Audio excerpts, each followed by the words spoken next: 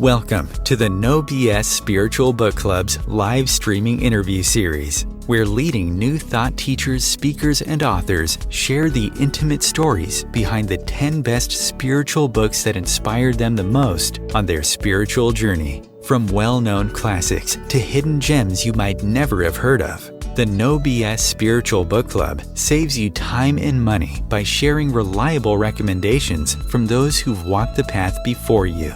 The No BS Spiritual Book Club, the only no BS guide to the best spiritual books to inspire your own journey of self-discovery. Here's your host, founder of the No BS Spiritual Book Club, Sandy Sedgbeer. Hello and welcome. Joining me today to share the 10 books that had a major impact on his life journey is astrologer, energy coach, spiritual guide and healer, Patrick Geary, who worked as a lawyer for 15 years before surprising himself with a new career, writing weekly cosmic updates and running regular workshops, retreats and study groups to help people from all walks of life find their truth in our ever-expanding universe, and also teaching how we can all work with time and space to create more joyful experiences of life. Patrick Geary, welcome. Well, thank you so much. It's such a pleasure to be here with you. So you always had a very unique relationship with books. Tell us about that. I did. So it was only recently that I uncovered kind of the natal origins of my relationship with books. I have always loved being around books. My office is filled with books. I have stacks of books in my bedroom. I love the energy that they give. I love the covers. I love the way they feel in my hands. And I don't often read them. So for many years, I wondered, what am I doing with all of these books? And I almost felt this weight or this heaviness, this sense of, oh, like I'd look at my shelf and feel like I haven't read you yet, and I haven't read you, and I haven't read you. And there's so much joy, and there's so much information, and so much wisdom, and it's all coming towards me. But when am I going to find the time, and how am I going to do it? And then my mom told me when she was visiting, it was a few months ago, that when I was a baby, she would always put a book in my crib at night before she went to sleep and I went to sleep or went wherever babies go. And it suddenly made sense to me. It was just this feeling of I am reading these books. It's like I'm absorbing them through osmosis, just being with their presence. And once I gave myself permission to be with books in that way, it's like it all just clicked into place. Like these books are just showing up in my life. I pick up a book, I bring it into my home, and then whatever the wisdom is, it finds me through my real life situations that just emerge. And then I start connecting with other people who are reading the book, or I see strangers who are reading the book, or I meet someone who is editing the book, as was the case with you. It's just so amazing, the synchronicities that are possible. So I almost feel like books read themselves through me. We'll have, there is a synchronicity in your list, and we'll share that with our audience a little bit later. But, I remember when I was expecting my first child, my son, I was reading Lord of the Rings, and I loved it so much that I used to read it aloud, hoping that somehow, he would listen to it in utero and he would develop a love, for the book too. It took a long while. It took a very long while because he really did not like reading as a child, but later on he started reading fantasy books, so maybe it worked, maybe it didn't. It all goes in there. So I have every confidence that it had an impact. I think it does. And I think the intention is often enough. It is, especially when that intention is met with love. And what's more powerful for a baby than a mother's love? So to offer something that you love so much to your child, of course, the universe is just going to say yes to this. Yes. Yeah. So let's talk about the first book on your list, which is the Enneagram, Understanding Yourself and the Others in Your Life. This was written by Helen Palmer, who I think is considered a world expert on the Enneagram, and it was published in 1998. Yeah, what a fantastic book. And this is a book that found me through my fairy godmother in California, who had been around the Enneagram, I guess, since its reemergence into consciousness, so much of which seemed to happen in the Bay Area. And it came into my life at a time in my teenage years where I really wasn't sure what I was all about and who I was. And perhaps like many teenagers, I just felt really misunderstood, especially when it came to my role in my family, which was shifting as I was growing up. So I discovered it not alone, but in the context of my family. And again, with that sort of loving maternal imprint. So it was something that was easy for my family to accept and for us to all get to know each other better, to recognize at first, to recognize what are the archetypes and how do we embody them. And then as I've worked with the Enneagram and gotten to know it over the years, really to appreciate how dynamic it is. That while it's easy to look at this as like there are just these clear 9 points, it's really just about the pathways that we all have to move through life, and that deeper sense of, well, this is where I am and this is where you are and this is where we meet and this is how we come together. So it's almost like in those early days, it helped me give myself a container that I could define myself in. And now it's helped me remove all the containers that I used to define myself by or to define other people by. So it's just such a fantastic book, and it really goes into tremendous depth. I've tried to understand the Enneagram. I've read several books. I thought I knew what my number was. I have heard that it can actually change during your lifetime, but I never feel that I've completely grasped it and know what to do with it. But reading your description, and it's a much fuller description than we have time for now, so people can go to the website and read that. It made me buy the book. And so now I'm going to commit to diving in and seeing if I can master this one. Do you use the Enneagram when you're doing astrological readings for people? I have played around with it. I'll be aware of those archetypes and how they overlap with where people find themselves, I guess, with that cosmic imprint.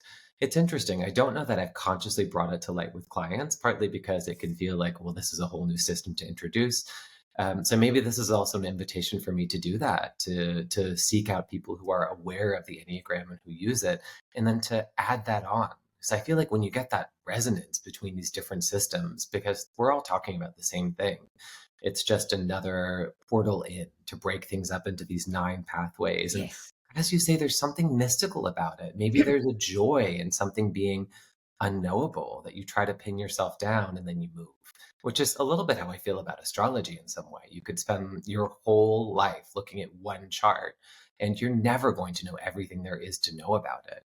You just know enough Mm. to help you move through whatever it is you're moving through. So the Enneagram I tend to view in a similar way. So I'd also celebrate that sense of, well, hey, isn't it nice that we can have that feeling of like, there's just this tremendous mystery in this and we get to know it. And then Yes. as soon as we think we know it, boom, there's more. Yeah. So let's move on to book 2, which is Pivot, The Only Move That Matters Is Your Next One, by Jenny Blake, which was published relatively recently in 2016. Yeah, I absolutely love this book.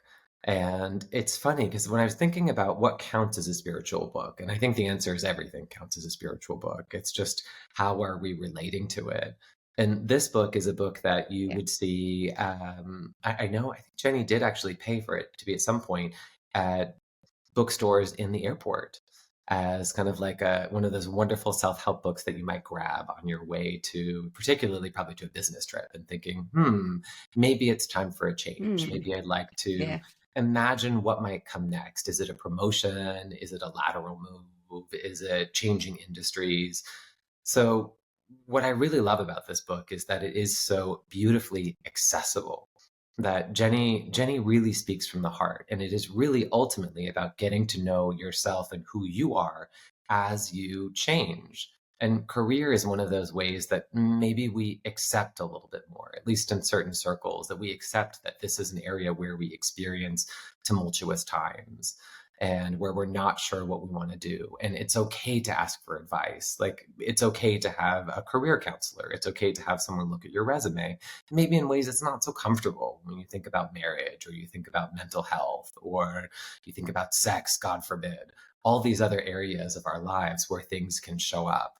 But career is one of those ones where, like, I'll often notice with a client, they might come in and say, I'm thinking about changing career. And then as soon as I look below that pattern or that statement to see what's present, all of a sudden I realize, wait a second, is this really about career? Or is this about how you're feeling in your relationship? Or is this about what's happening at home? Or is this about your health? So it's like so many of these things manifest through career, which I welcome because it gives them a way to show up. So this book, what I think it does so brilliantly is it takes that self-help career imprint and it brings you consciously much deeper into that sense of, well, who am I really? And career change is just change. So when you get better at career change, you get better at change. Yeah, yeah. Yeah, it sounds like a really interesting book, especially for those that find it really hard to make decisions. Librans in particular, I found, it would be a great book. I mean, my granddaughter, she's 16 and she really finds it hard to make a decision. So that's one that I'll put on her reading list. Yeah, and Jenny's a Libra, the author. So how fantastic is it that you've picked up on that too? Wow. Isn't it, always the way you teach what you know? Absolutely, you nailed it.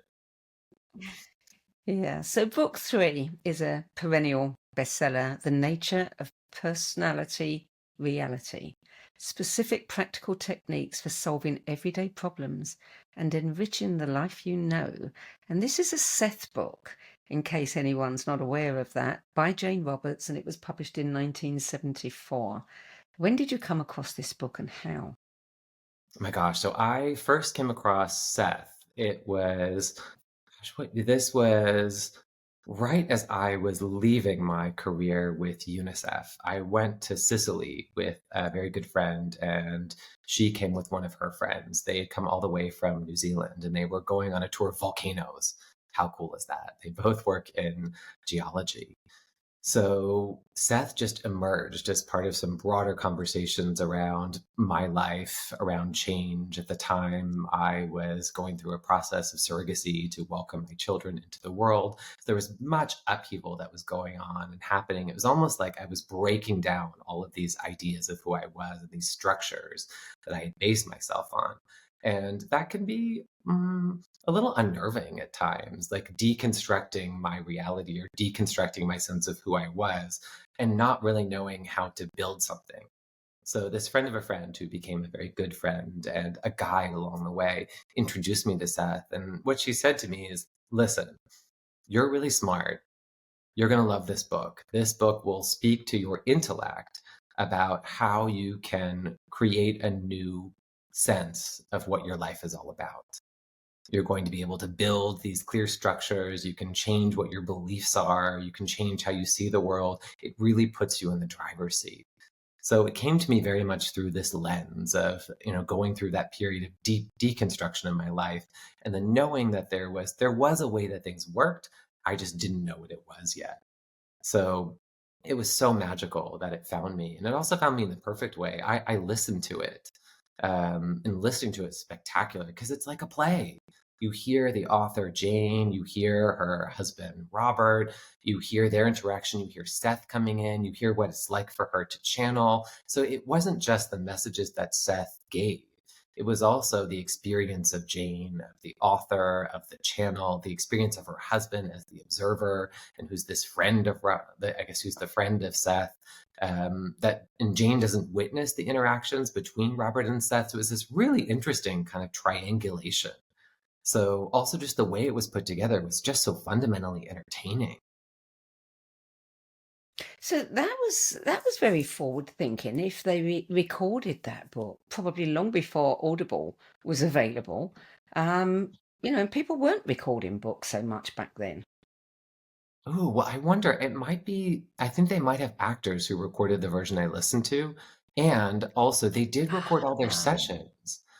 So I did know they? you can get Okay. access to some of those Okay. sessions, they're funnily enough, the Seth Archive is at my law school alma mater. It's at Yale. And had I known this when I was there, I would have loved to go and to see all of the materials. I'm not sure how they ended up there, but isn't that fantastic? Well, why would they be there? Who That's a knows? mystery for I you. guess it's what Seth wanted, and it certainly speaks to that sense that my friend expressed, that it's very intellectual material. Because oftentimes with spiritual material, we get that message of it's all about the heart, and yes, it is about living our lives through the heart. And also, we have these minds, we have these brains, and they're brilliant. Almost has this crystalline quality to it. So it makes a lot of sense that Seth would find its way or his way to Yale, which is such a temple to the mind and also a place that's very personally resonant for me. Mm, wow. Well, book number 4 is by an author that we both appreciate very much. The book is Transparency, Seeing Through to Our Expanded Human Capacity, and the author is Penny Pierce, and the book was published in 2017.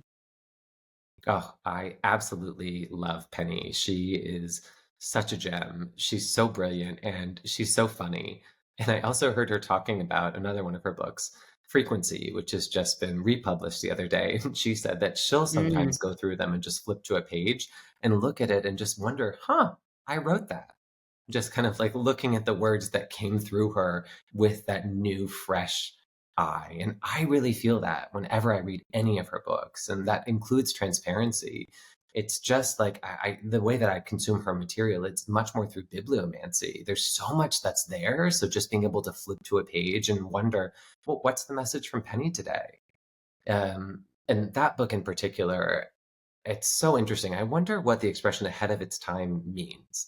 Because in some sense, how can anything really ever be ahead of its time? Because if it's here, then it's here now, and the only thing that exists is now, so it must be perfectly on time.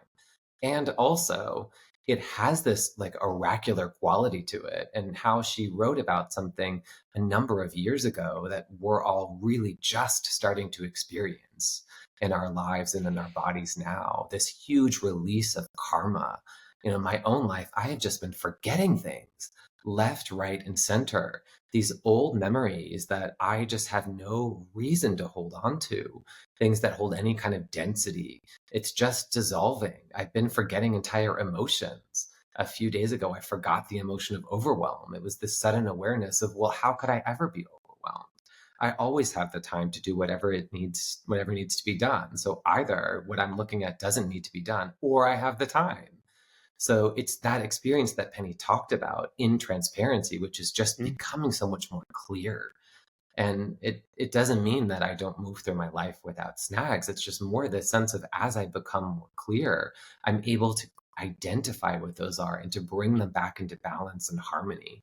And this book so clearly and beautifully lays out that process. And as Penny always does with her books, she has so many fun meditations and exercises and things that you can do to really just play. There's that sort of lightheartedness. Remember, she once said that she finds that self entertainment is a very high vibrational value. And I completely agree. And I find this comes across so brilliantly in her books that it's really wonderful. And I guess it's very like nutritional information. It's like it's rich in that sense. Like it's like a cheesecake. I It's a wouldn't pick good up a word. cheesecake and eat the whole thing. I just pick up a little bit. And also it's light and fluffy. Yeah. It's absolutely true what you say about, something ahead of its time and in its time. I'm actually rereading Frequency now. I am reading the 15th anniversary edition because I'm interviewing Penny shortly. And I read the first edition in 2009 and it struck me so, so deeply. It became an instant favorite of mine that I've recommended to many people. Reading it again, you know, I always tend to think, well, what can you possibly add? That would make that book any better. But then, of course, we're in a completely different time, and all of the things that she talked about then are happening. They're in our lives daily, and it was perfect. Absolutely perfect. I'm a different person. So much has changed. To issue a 15th anniversary edition, yeah, I can see the wisdom in that. Oh, it's so brilliant. I completely agree. And the book that you read today and the book that you read tomorrow, even if it's ostensibly the same book, you've changed, and books can change too. Yes, Which I know one of the other books we'll talk yes, about later, Quantum Leaps, Cynthia Sue Larson. She's talked about books that she's picked up that have changed, where chapters have yes, appeared or references have appeared. That these books update yes, themselves as we also move forward. yes. So even that sense of this is very literally like we know that Penny's gone through and updated the book. Books can do this by themselves too. How fascinating is that? Yes, that makes me think about lexigramming. Lexigramming is a bit like anagrams, but you take people's names and you create loads of words out of them, and it turns out to be quite prophetic in many instances. And I remember reading in one of Linda Goodman's books about the angels, the fairies, the divas that exist with every single word. Yeah, and each word, each letter has its own. And, I used to play with that thought quite a lot. You can almost see them moving words around and, oh, let's put some new words into this book. Let's take some words out because, yeah, that one's done with or whatever. I think that's a lovely thought to think of books as alive, having their own helpers, to bring them up to date or do whatever they need as they grow too. Oh, that is magical. I'm absolutely setting that intention for everything I write from now on. And it does go back to the ancient understanding where runes are letters with meaning. And that's where our letters come Yes, from. yes, yeah, absolutely. So, moving on to book 5, Past Lives, Present Dreams, How to Use Reincarnation for Personal Growth by Denise Lynn. And it's now called Past Lives, Present Miracles. The original was published in 1994. You were originally attracted to this book by its cover, weren't you? I sure was. I mean, of all books that have found me, this is the one that really, very literally jumped out at me. I was walking my kids down to daycare, which is maybe a 15-minute walk away from my house. It was a misty, wintry morning. It was raining, and someone had put a bunch of books outside their houses. It's pretty commonplace on this. It's a really nice avenue called St. George's Avenue here in London, grand houses. And so I was walking and I saw that there were 6 books that were kind of set up in front of someone's house. And again, it was really wet. So 5 of the books were soaked through. And then one of the books, this book, bone dry, as though someone had just put it there. And the house was empty. No one had just put it there. There was no one else who was around. So just thought, okay, well, this is magical. And so that's the first thing I noticed. And then I noticed who's on the cover, and it was Denise. And the edition that I found was designed for Australia. And it's this woman with this fantastically large hair and these bright colors and this like stage makeup, which is very much like of the styling for the late 80s, early 90s. So then I thought, well, this is amazing. Basically, I'm like, here's like a magical drag queen book. I need to get this. I don't know anything that it says, but what I do know is that it's speaking to me. So as I brought it home and started going through it, I just felt everything change. The way that she talks about her own experiences, she's written so many books, and she wrote this, I don't know what, decades ago. And already it's like 94. yeah, oh, the wholeness of her knowledge is contained in this book. And again, it's full of many exercises and things you can do to get in touch with past lives, to understand yourself. And it's all anchored in that, really that sense of now and that place of now, that you are who you are now. And these are just different parts of you across space and time that you can get to know better. And as you do that, and as you integrate that, then you step into more of who you are. And what I love the most about this book is the last chapter, where she talks about time and space in the most brilliant description I've ever read. And it really is this sense of, as she says, there is no past and there is no future. She has you imagine a chandelier with all of these, like these kind of the circles of crystals that are going around. And as you move closer to that source of light in the middle, then the crystals appear to get closer and closer and closer until eventually they're all just this one circle, this unified circle. And then you get closer in, and then eventually you're just that point of light. So when we're further away from source, it appears that there are these different versions of us that go around. And if you notice, the chandelier is circular. So at some point, the past becomes the future. It's circular time. It's that sense of it's all present here. And then as we get more in touch with that place of source, then whatever we might see as those individual crystals that we might identify within a chandelier doesn't really make sense. We become the point of light that's shining out through all of them, which is really what that past life integration is. It's when you go and you realize that I am this spark of light that exists across all these different places in space and time. And then it's not just this horizontal circle, it's vertical and it's diagonal. And then it's that sense of, as the book was called, the present dreams, that a past life is just a present dream. It's just a dream of who you are from where you are right now. And then there's no attachment to like, I was that person in this life. It's kind of like, well, that misses the point. So the book so brilliantly lays out all of these things, how to connect with your past lives. And then it just convinces you that that's all made up. They're all dreams. So I love any book that kind of presents something and then unravels it. So you get to go on this wonderful journey, and then you get to come back to who you are, maybe closer into that point of light. Yeah, very well said there.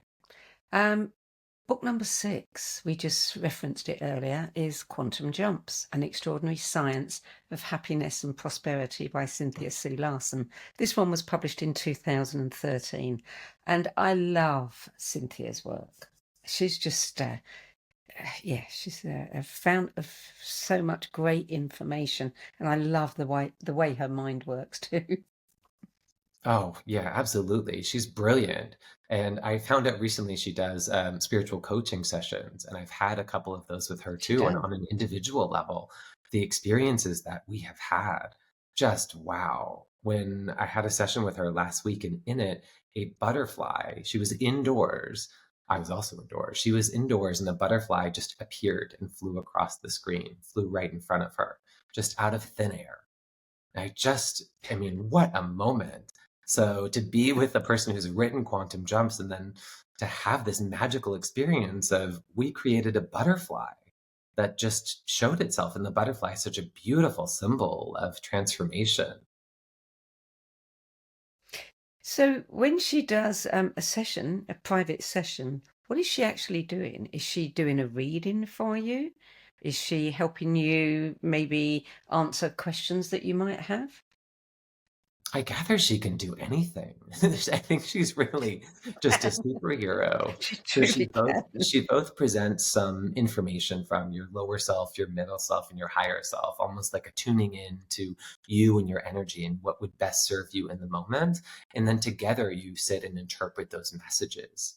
And if there are any questions or inquiries that you want to get to know, she helps you to see below the surface and really appreciate, well, what is it that you really want and need here? And how can we invite the universe, our participatory universe, in to support you? You know, her question, how good can it get? Which I love, because well, for one thing, it's a question we want to know the answer to. And it leaves open this possibility for anything to happen. And that's one of the things I think that is really just a key to having a quantum jump, or that sudden shift in reality, is being open to it. Both there's that wanting to pay attention, to acknowledge, to appreciate it, and then allowing for it to happen. And that's what so much of her work does for me. It shows me that things are possible. And she writes on Substack. She has I believe it's called Reality Shifter. She has a website that's by the same name. And she chronicles, I've sent her reality shifts that I've experienced, and she chronicles them. And as she shares them, it's like it puts your rational brain at ease. Like, yes, it's possible. It's okay. Like, it's totally fine for, what you would have thought would take an hour. That might take 10 minutes today. Who knows? And so there's that open-hearted, warm, well, how good can it get? And there's that playfulness and that fun that comes in as we're all realizing that we are masters of time and space. You know, when I first landed in America, it was 1999. And within a few months of being there, I was given the opportunity to lead, edit, be in charge of an online spiritual magazine called Planet Lightworker. And I was introduced to Cynthia, and she became a columnist. And she was a columnist for years.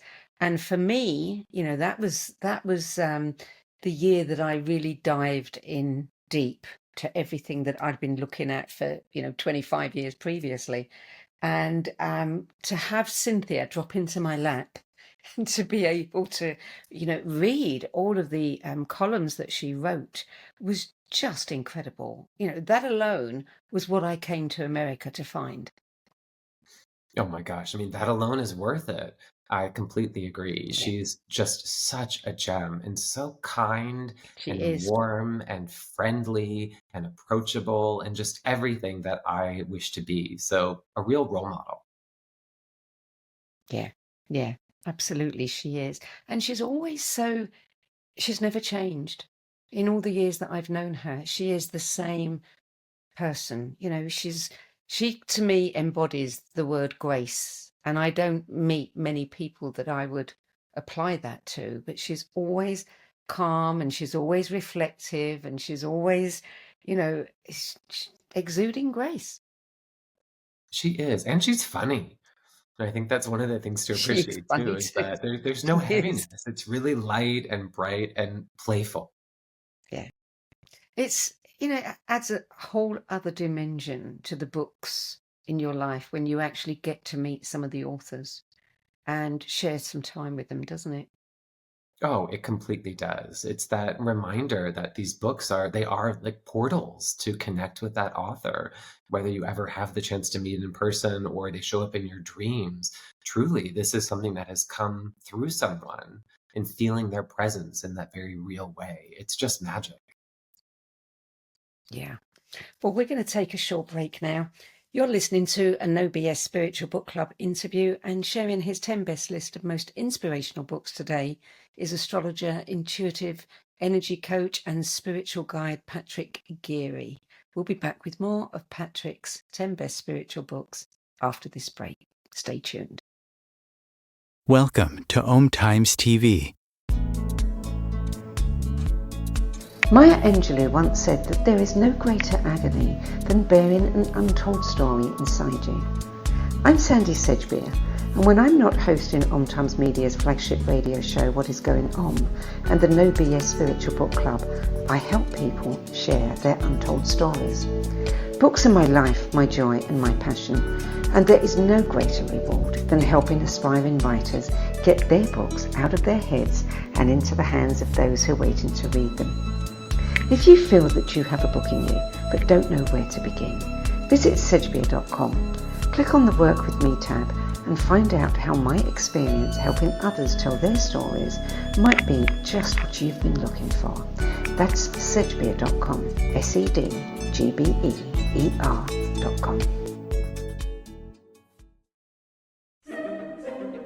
Imagine becoming a super influencer. Reinvent yourself, invest in your brand, and then manifest your success with a robust spheric approach. Om Times Media and Broadcasting offers a unique and multifaceted way to become the spiritual and conscious influencer you deserve to be by putting your message across our powerful platform with its proven record of integrity and excellence. Through our produced shows, Om Times offers the opportunity to become a social media TV personality, a radio show host, an Om Times magazine columnist, and a syndicated podcaster, all in one shot.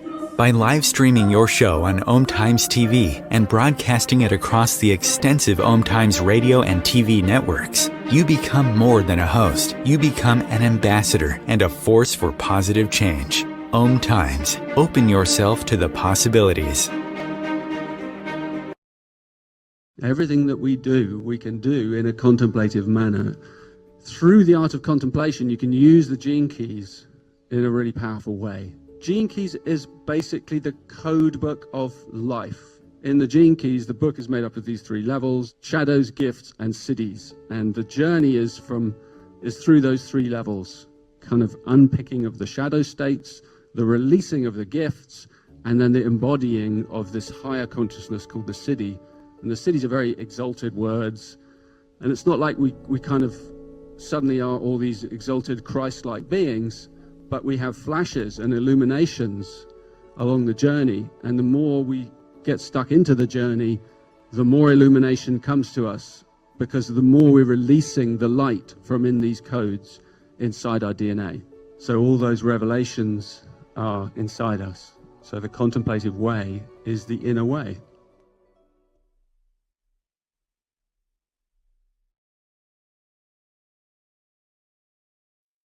There are 16 million children struggling with hunger in America. That's 1 in 5 daughters, sons, neighbors, and classmates who don't know where their next meal is coming from. Yet billions of pounds of good food go to waste every year. It's time we do something about it. Feeding America is a nationwide network of food banks that helps provide meals to millions of kids and families in need. Visit feedingamerica.org to help them feed even more. Together, we can solve hunger. Together, we're feeding America. Welcome back. Patrick Geary, book number 7, It's Not Your Money, How to Live Fully from Divine Abundance by Tosha Silver, published in 2019. Tell me about this book. Oh, I love this book. And this book also came to me through Jenny Blake, through another author on my list. So I also love that when we connect with an author, it's like we're connecting with this resonance of all of these people who know each other. So Jenny and Penny are also good friends, and Penny knows Cynthia. It's amazing that it's not just even one person. We're connecting with this whole expansive network of people who are all on that same vibe. So Yeah. I didn't know much about Tosha before I tuned into this book. And for me, money has been such a wonderful guide over the past few years. It's energy, it's source, it comes to us, and it supports us. It offers the resources that we need to create. And we have so many stories about money, about what we have to do to earn it, about how we need to invest it, how we need to hold on to it, how we need to spend it, stories that run back through generations. And then, of course, when we come into relationship with one another, we need other people's stories about money. And it's something that seems ever present in our world. And there are so many, I'm going to say also negative or denser perceptions around money too, and how money is the root of all evil, or how rich people are terrible, or poor people deserve to be poor. There's all these things that we have that sort of go against this universal law, which is really that we have everything that we need.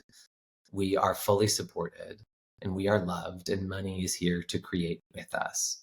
So I love that Tosha embraces money as a spiritual connector, that she sees money as God. And that's what this book is about. This book is about, it's okay to see money as God, to see money as source.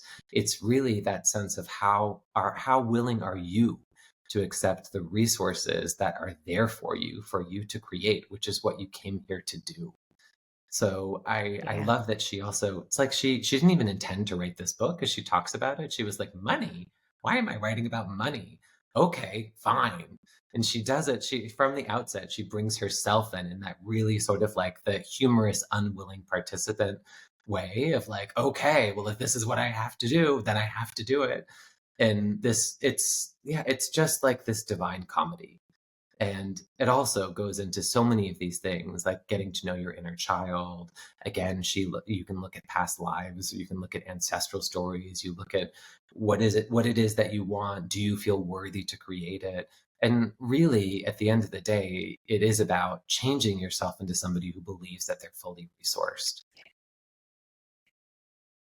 It's interesting. I've heard people who work with money in a similar way say that, we've all got a 6-year-old as our chief financial officer because, by that age, we've imbibed all of our attitudes to money from our parents. And so we need to upgrade that and, look at money in a whole different way. But I loved what you wrote when you said she fills the pages with reassuringly humorous accounts of what happens when we start seeing God in our credit card bills. She really does. And one of the examples that I love the most from this is she talks about it with someone who is an artist in Berkeley and who had multiple studios and was working long hours and making a substantial amount of money from his, I guess, his wares. And at some point, I believe there was an earthquake or something happened, and one of the studios needed to close. So he ended up needing to downsize or choosing to downsize to just one. And that meant there was a lot less income coming in, and his family needed to downsize their house and needed to have less space available so that they could have more time available. And it was this sense of everything was in balance and everyone in the situation was happier with less money than they were when they had more money before. So just that sense of things are allowed to rebalance. And rebalancing doesn't always mean more. Rebalancing means getting what's right for you. So I just feel like she fills this book with so many fantastic examples of what happens when you view money as this, yeah, as this sort of divine intervener. And it's not just, ooh, try and get me, try and chase me, try and have more. It really is that sense of, well, hey, maybe you're actually working too hard. And maybe you don't need all the stuff that you thought you needed. Yeah. Mm. Yeah. It's a very emotive subject, money. And I think there's a number of books coming out who say similar things. And I think that's really important for us to grasp because, really, if you look at what runs the entire world, it is money in many cases. And it's, people's fear of losing their money, their greed to want more of it, and to accumulate it and not share it. And that's something we really have to tackle. Yeah, and I think you said it so brilliantly. The fear of money that we see so present around us, the fear of Mm. having it, the fear of losing it. And really, when we start to look at money from this place of love, everything shifts. Our whole relationship with money becomes different. So for me, it is that invitation to move from fear and what money looks like when we live in fear, which maybe is a little bit like late stage capitalism, judging from how the world is looking these days. And capitalism is just a story. It's not a It's all just reality. a It's story. it's it's a story that we're telling ourselves about money and how money needs to work.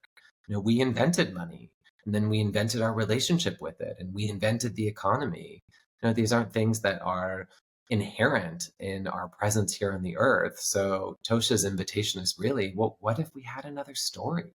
And what if our story was love? Yeah. Indeed, indeed. When you look at Charles Eisenstein's work with money, and he talks about how, and other people have done it too, talked about how money really began. It all used to be about exchange and appreciation and gratitude. I've got two of something, I only need one, so I'm going to show my appreciation of you by giving you one. And people were exchanging things. And later on, you start getting salt, and then you get paid in salt, and then you get coins with people's heads on. And the minute somebody got the idea of usury, giving you money and then you've got to give me that and 10% back interest, that's when it all started getting corrupted. Oh, wow. What an interesting appreciation. And what a moment. And I guess Mm. that is maybe that disconnection from source where it's that sense, well, I Yes. can't part with this and you need to pay me for this. And this isn't unconditional. And just that fear Yeah. stepping in, almost that hoarding, which is really what we see, being a billionaire in today's world. How are you going to spend $1 billion? This is hoarding. You don't need $1 billion. No, no. No.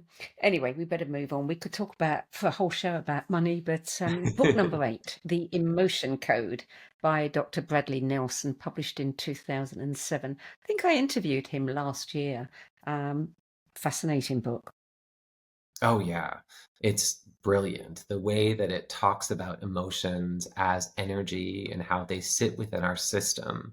And it's really a deeply spiritual tome. He's also a very spiritual man, and he includes stories in it, including one story that's about a dream a dream sequence one of his clients had with God, wondering why do we have fear and why is fear present in our bodies, and appreciating that fear allows for us to connect with one another, that fear allows for us to get to know ourselves better, and that it gives us the experience of helping other people and ourselves to release and to let go. And that's what this book is ultimately about. It is about releasing and letting go of emotions through respect. And what I really like about it is, it feels like there's been this huge evolution in terms of how we can release and what we can let go of and what we can forget. And this book for me was a big step up, because it's not, you need to go in and feel your emotions. You need to go back to that memory and identify what the emotion is and sit with it and be in it. It's much more a sense of, well, this is energy that's here, it's in your body, it's in your field, and you're feeling uncomfortable in your shoulder.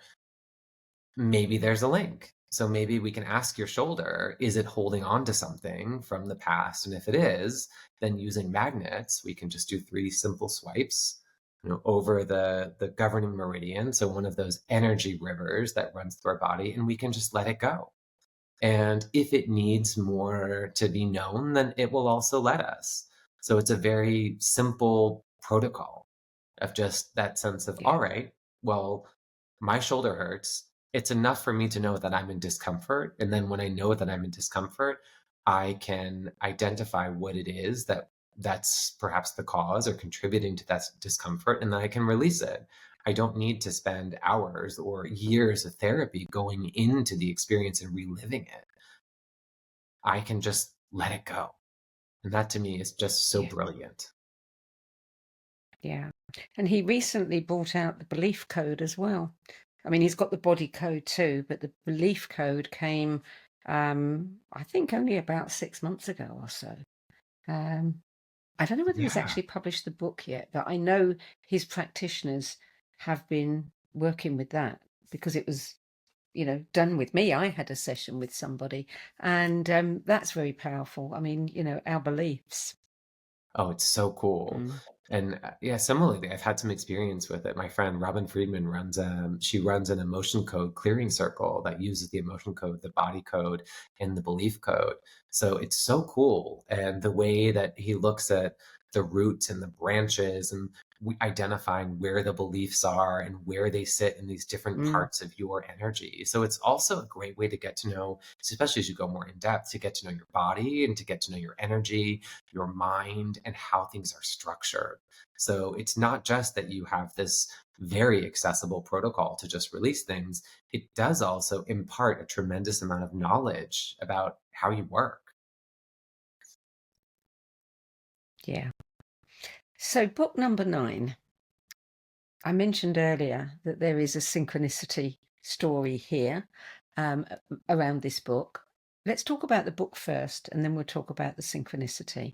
The book is A Course in Mastering Alchemy, Tools to Shift, Transform and Ascend by Jim Self and Roxanne Burnett, published in 2018. How did you come across this book? Oh my gosh. So I was listening to an interview with Jim Self and Pam Gregory, wonderful astrologer. And I like Pam. I can't say that I regularly tune into her work. It was just one of those things that just found me. And I listened to the interview, and the way that he was speaking, it was gentle and it was soft, and it was also so clear and so brilliant. So I listened to the interview, and I remember that he had talked about a program that he offered, or some courses he offered on his site. And weeks later, I still felt him echoing in my head. And I thought, all right, I need to go back and what is the name of that? What is it that he was talking about? Then I went onto the website and I found online courses. And I currently am giving myself a hiatus from online courses, because I love to buy them and then not finish them. So I thought, all right, well, I really want to get to know this. I'm not sure I want to do a course right now. And then this book emerged. And the book is a course. And I was like, well, this I can definitely do. It's a book. It's something physical. I know that it's going to speak with me and it's going to work with me, and it's designed as a course. So I love a book as a course because, again, it doesn't have this, I need to show up every week and do it in this particular way. It's much sort of, for me, that more gentle invitation of I might read 3 chapters in a day, and then I might not read anything for 2 months because it might take me that long to integrate whatever it is that's shown up. So I got the book. And as soon as I started reading it, it was just like this crystal clear light just shining on my brain. Just this real amazing sense of, wow, both this overarching sense of what's happening in the world all around us and what's our experience with fear, and also what's happening in our own individual systems. And as we're all moving into a world where fear isn't present, what does that mean for us as creator beings? So ultimately, it is about stepping into your own creator self, your I am presence. And right now, that also means letting go. And so this to me was also another step up from the emotion code, which is that sense of, well, I don't even need to identify what that emotion is. All I need to know is that it's not mine. It's not about me. That has nothing to do with me. Mm. That's something someone else told me, or that's something someone else was feeling, and I just happened to be around for it. So it was almost like with the emotion code, I might say it's like it would be like there would be a suitcase, and I would need to pick up the suitcase and say, oh, well, that's a red shirt. I don't need a red shirt. This is just like, I can just look at the suitcase and just say, wait a second, that's not my suitcase. I don't need that suitcase. So it's just like this, it's ushered in this period of mass forgetting for me, of just these whole chunks falling away. And as they do, the creativity comes online. There's much more comfort with feeling the power of, oh, wow, I can create my experience. How would I like to feel today? Like when I'm no longer having emotions that are showing up in my system that will pull my attention, I have so much more power to decide, well, today I'd like to feel relaxed. And that's possible. Before, that didn't feel so accessible. I have to, in the interests of transparency, share that I know Jim Self and Roxanne very, very well. I worked very closely with them for 3 years. And Jim is, without doubt, in my experience, one of the most masterful teachers I've ever met. And I was really pleased to see this book on your list because I had, a little hand in some of what they've done. I'm not taking credit for it, but I helped them find a publisher, etc. You and I had a conversation, and I told you, wow, I'm really pleased to see this book because, this is my experience of Jim, and it truly is one of the best courses I've ever come across. Absolutely. And you were very enamored of the book. And then last week, I got an email from Roxanne Burnett saying, I'm looking for a good astrologer. Can you recommend one? And I said, I know just the person. So I put the two of you together. And it's almost as if, in the conversation you and I had, you were so impressed with the work that you conjured up that experience, with Roxanne. Oh, absolutely. I totally manifested that in the best possible way.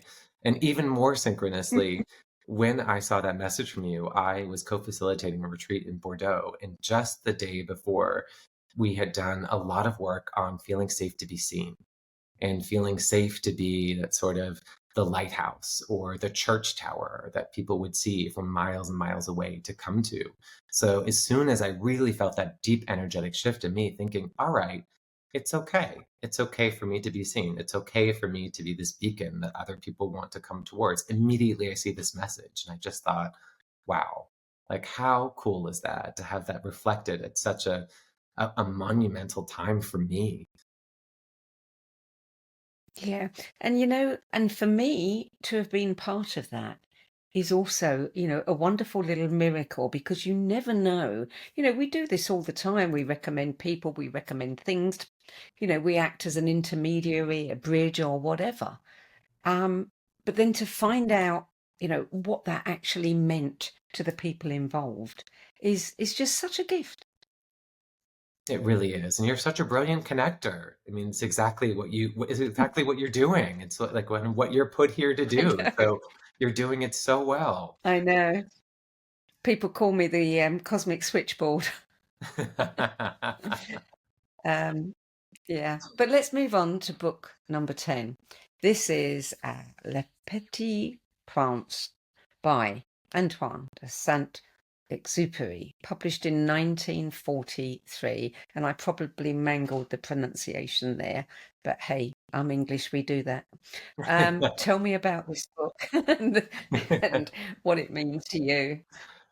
Oh, this book means so much to me. I mean, for one thing, as an astrologer, the awareness of the stars and the presence of the stars in our lives. And also in my personal life, I have two kids. They are now 4 and 5. And when my daughter was 3 months old, kind of out of nowhere, I just woke up one morning and I thought, I think I need to speak French with her. It wasn't, it was never my intention when she was born. And I speak French. I can't say that I speak perfect French, but I speak good French. I speak fluently, and I speak with a good accent, with a French accent. So it's given me this French childhood that I never had. Is it's such a wonderful way to learn, going through these little magazines and these little books and singing the little French songs. Of course, when we moved here in London, we moved to a new neighborhood and we're now surrounded by French people. My kids immediately got to go to a bilingual nursery. So I just have been exploring and loving this language from this playful perspective of young people. And what's the most famous French children's book? Well, it's Le Petit Prince. So when I had the chance to get it, we were in Paris and they had a big setup for it. I think they were celebrating an important anniversary. And I thought, well, I need to get a bunch of these Petit Prince things. And I got a little book, and my daughter was still a little young at the time to start reading it. But we could start, I got a version for babies that had some sound buttons that you could push. And then I got the bigger version for kids that are a little bit bigger. And now I'm going through with her the full version. And so it's even that sense of my own evolution and my own getting to know myself and this book and this view of the universe through the beautiful eyes of the French culture. And what I love most is it starts off with the beginning with this real sense of children know best. That, adults are really funny creatures. And the little prince goes to see all of these adults on these little miniature planets who are pretending to be kings and pretending to be business people, just counting the stars and recounting them. And he looks at them and he's kind and he's gentle. And he also has this piercing wisdom. And he just presents so clearly how silly we all are, or how silly we all become when we become adults, and how we can disconnect from our creative selves and we can forget that essence of who we really are that exists in the stars. And it has that kind of beautiful, bittersweet, wistful quality, that sense of time passing and almost the beauty, the eternal beauty that exists in a moment if we only allow ourselves to perceive it. And it has that almost that it's ephemeral. It feels like when you read it, every experience just sort of washes through you. And even my daughter, she read it, something that she found sad. And so I also gave her a chance to, it's the one where he leaves his rose. He has this beautiful rose on his planet that he's been looking after. And she was just in floods of tears, like, oh, but he's left the rose. How will the rose be okay? So even with her, sat down and we drew an alternate ending where the rose gets taken care of and where he brings it along with him. That kind of different choices of what can happen. So I love both that it opens things up and that she's responded directly to this book. Almost in that sense of, well, maybe you don't need to be sad about this. Maybe it's just big people who get sad about this, but she's a little person. She hasn't disconnected from her creativity. She's very much here. She's very present. There's no sadness for her. So I even love that she's given herself permission to just create a new version of it, which I feel like is exactly what this author would want. Yeah. Absolutely. Have you ever got any clues about why you wanted to start talking French? Does she have, you know, French heritage perhaps, or past life, or? Well, I can tell you that a few months after I started speaking French with her, I have a very talented tarot reader. I mean, probably more than tarot reader, oracle. We'll call her an oracle. She's in Vienna. A friend introduced me to, and I set up a session with her.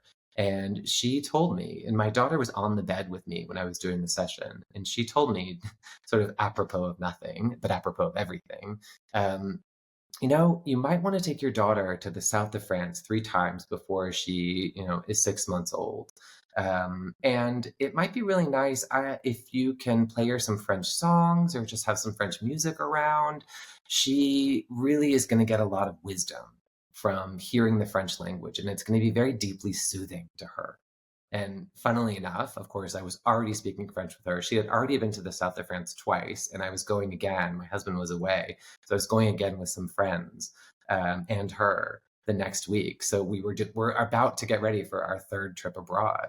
I understand there's a lot of it's kind of connected to the Cathar energy, which is very much Oh, that yes, yes, beautiful, clear, yes. spiritual energy, and the singing and the traveling and the performing. These are also imprints that I can see in her and with her.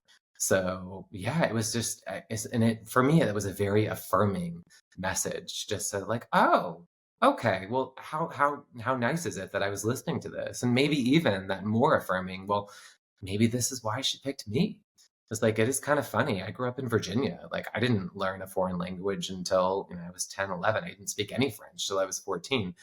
Why do I speak French without an American accent? I don't know. So that's the biggest thing for me was, can I, and it's interesting, it's the sound. It was, well, I may not know all of the verbs or all the words. I do know that I can sound like a French person. And so her ear, when she picks up on it, she's going to sound like a French person too. And so it really was about that sound and that resonance. And maybe that's too why I so enjoy reading that book in French, because you get the message when it comes across in English, but it doesn't sound the same. That is going to be a delightful mystery that's going to unfold as she grows older. Wow. Yeah, it will be. And for me too. That's part of the joy of having kids, is we You get do. to Yeah. experience it unfolding Yeah. together. It's And like a you watch know, this space. We want to know more. yeah, and she'll probably be taking me around France. Very likely. Very likely. Well, that is your 10 best books. Now, let's talk a little bit about you. You made this incredible career change. Um, from a lawyer, you were, 15 years a lawyer, you started at Wall Street, you ended at the United Nations, and then you surprised yourself. What was it that triggered that decision? I am going to change everything.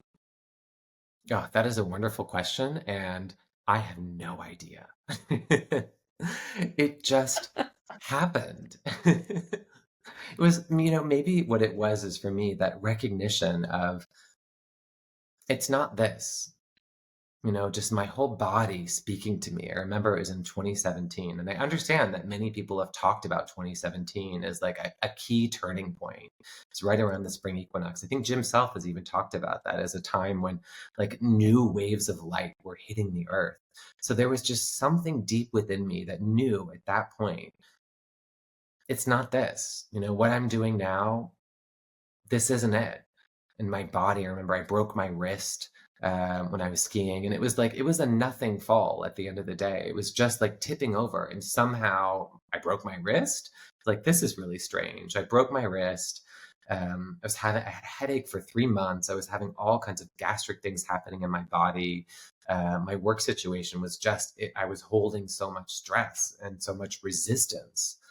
And then I unexpectedly took the summer off on medical leave. I'd never done something like that before. Being the good Scorpio that I am, I planned it in advance. I thought, well, at the end of June, I'm going to go into the doctor, and I'm going to go and just, take 2 weeks to just rest and like let this kind of work its way out. I mean, meanwhile, I'm having dreams where I'm waking up choking in the middle of the night. So it was a pretty intense time. And I went into the doctor and just burst into floods of tears. And I didn't take 2 weeks off. I took 2 months off.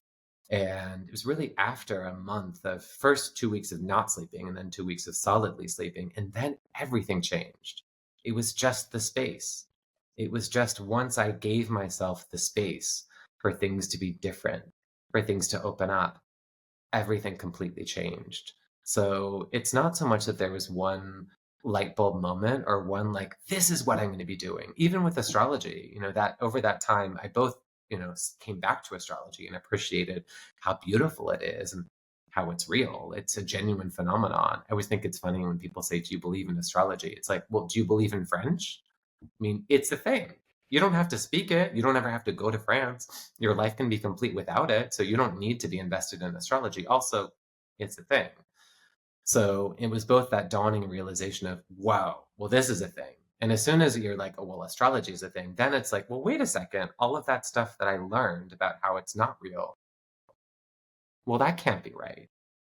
And that's what started that deconstructing process that Seth stepped in to help me with that kind of reconstructing. It was like that moment of, all that stuff that I learned, nope, it's not that. So just planting that seed and allowing for it to grow.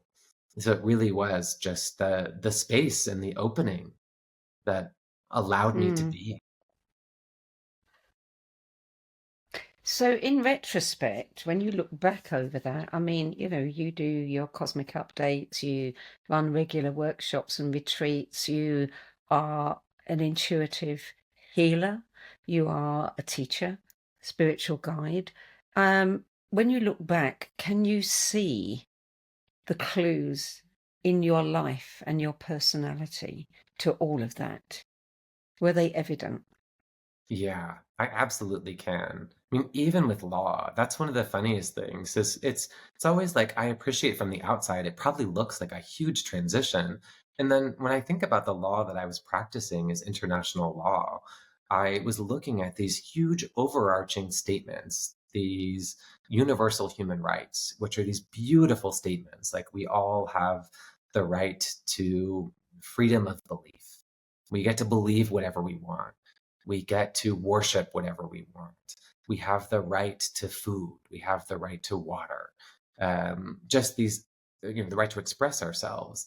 These wonderful rights that we recognize in international law for all of us. And what my job was to look at those rights specifically for children and then to translate those into very real on the ground situations that specifically for me, I was looking at businesses or people who are being impacted by businesses, which is all of us, are facing. So I'm taking these universal principles and then taking them down through all these different layers. So you take a universal principle and then you have, you'll have like a regional body. So you might have like the EU. And then within the EU, you would have France and you'd have French law. And then within French law, you might be in Paris. And then you'd be looking at, well, what's the law in Paris? And then you might be at a school in Paris. And then, okay, well, you're at a school in Paris. You have all these different layers of law that are applying. And you're looking for how do I still see that universal principle from all the way down here on the ground where I am? And when I connect with that universal principle, how do I move forward? And that's exactly what I do in my work now. I look at these universal principles, the laws of the universe, how everything works, and I talk to people about their own individual situations, what's showing up for them in their lives, and then we look up to that universal law that we know is true, and then we connect with it, and we draw it in, and then we move forward from that. In that sense of, well, I'm following that law. I'm not following whatever this belief I have is that it was installed or that I accepted at some point along the way. So it's the same thing. It's just doing it in a totally different way. Well, unfortunately, we're almost out of time, but I have one more question for you. If you were a book, what adjectives would appear on the cover to surprise you? To describe you, sorry, not surprise you, to describe you as a book. Well, I think let's just go with surprising. I think you've already given it a voice. What better word to put on the cover of a book than surprising, Surprise. It's just so perfect. And even that statement that, you read, you don't judge a book by its cover. That also says something to me, that sense of, well, look, there's going to be so much more within, and be open to surprise. Even as Cynthia says, that surprise is one of the best ways that we learn. So I love it. I think you've already answered it for me. It's got to be surprising. Patrick Geary, thank you for adding your 10 best list of spiritual books to the No BS Spiritual Book Club's library of recommendations. We really appreciate your contribution. Oh, thank you so much. And I appreciate your contribution. It truly is a service to the world and just so joyful. It is fun, isn't it? It sure is. So you can learn more about Patrick Geary's weekly cosmic updates, his workshops, retreats, study groups, and more at his website, which, interestingly, is not his name. It is truthtakestime.com.